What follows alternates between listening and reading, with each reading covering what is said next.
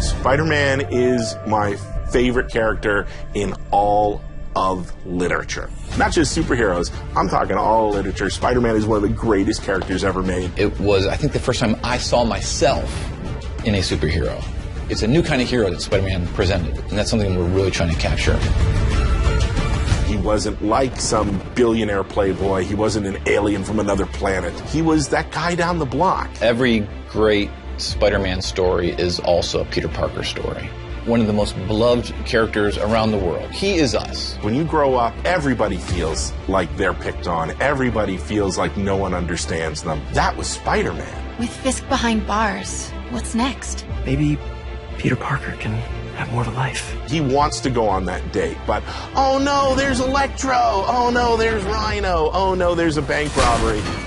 And then when you understand all that, the stakes raise when he's Spider-Man and fighting these foes, because you know what's at stake, you know what he's fighting for. In the Insomniac game, we get this new Spidey, a new look. We're also, in this world, getting all new version of Martin Lee, who is secretly Mr. Negative. I really like Mr. Negative as a villain, especially from a story point of view. He's a very real person. Martin Lee is a benevolent entrepreneur and has homeless shelters. They're called the Feast shelters, and Peter's Aunt May works at Feast. He's taking care of Aunt May when Peter can't, when Peter has to either be at work or be out in the city being Spider-Man. But there's something inside of him that's trying to consume him. Take care of this place. It represents the best part of me. We're really kind of poking at that idea of how some people have a dark side.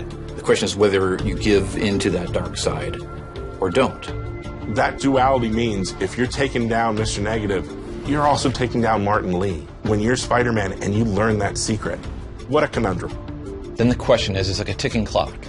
How long until Martin Lee knows that I know who he is? This is crazy! This isn't you! You don't know me!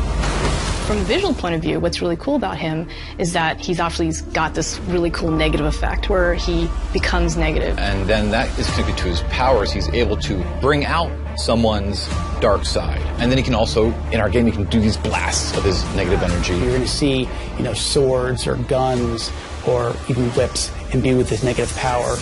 And when it comes to Mr. Negative himself, those powers just amplified even more. Everything you care about will be destroyed. The people will beg you for help, but you won't be able to save them.